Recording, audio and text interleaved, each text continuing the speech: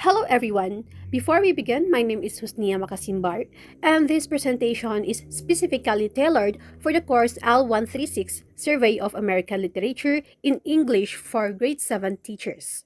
Today, we are going to explore a defining shift in the 20th century landscape, the emergence of new American voices, and the revolutionary impact of the Beat generation.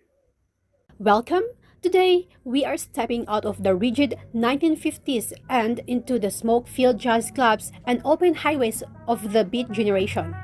This wasn't just a group of writers, it was a revolution of new American voices that dared to speak the unspeakable and live the unlived. The Beat showed us that literature doesn't belong in a dusty library. It belongs on the street, in the heart, and in the moment. Emerging in the late 1940s and 50s, the Beats were a loose confederacy of cultural rebels. They rejected the square life, the materialism, the white picket fences, and the boring conformity of post-war America.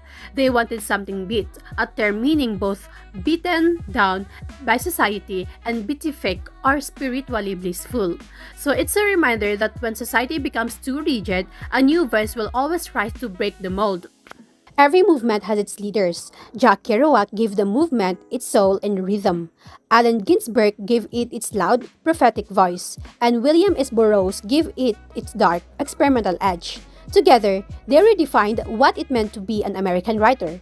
So real change usually starts with a small group of friends who refuse to be quiet.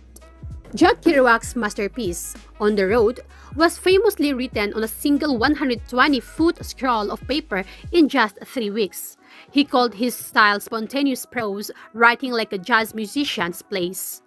No stopping, no editing, just pure rhythm.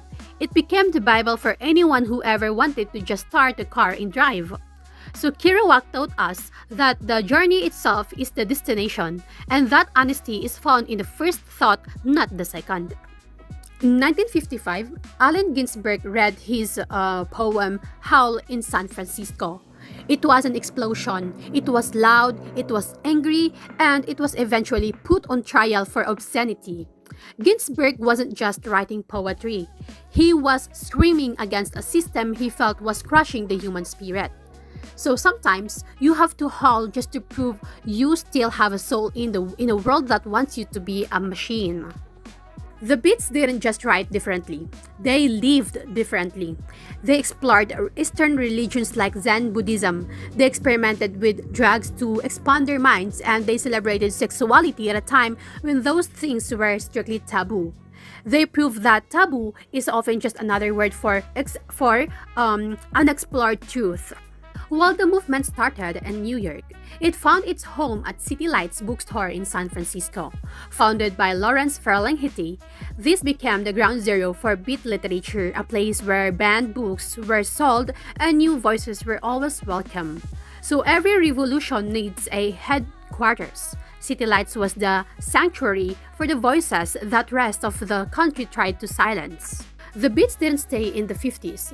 Their DNA flowed directly into the 1960s counterculture. Without the Beats, there would be no hippies, no Bob Dylan, and no Summer of Love. They paved the way for the civil rights, environmental, and free speech movements that followed. A small spark in a coffee house can eventually set the whole world on fire. The Beat generation reminds us that the new American voice is one that is never finished. It is restless, it is searching, it is brave. Kerouac once said that the only people for me are the mad ones. Today, we celebrate that madness as the spark of true creativity. To be Beat is to be open to the world. It's a call to find your own voice and have the courage to use it. In conclusion, the Beat generation represents far more than a historical moment of rebellion. It marks the birth of a truly new American voice that prioritized raw honesty, spiritual searching, and the courage to live outside the lines.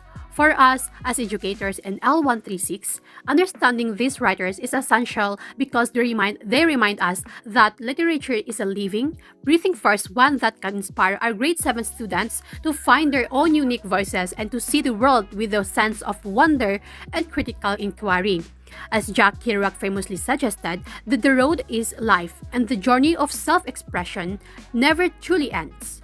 I hope this survey has provided you with the tools to bring the restless, vibrant spirit of the Beats into your classrooms, encouraging the next generation of American voices to speak their truth.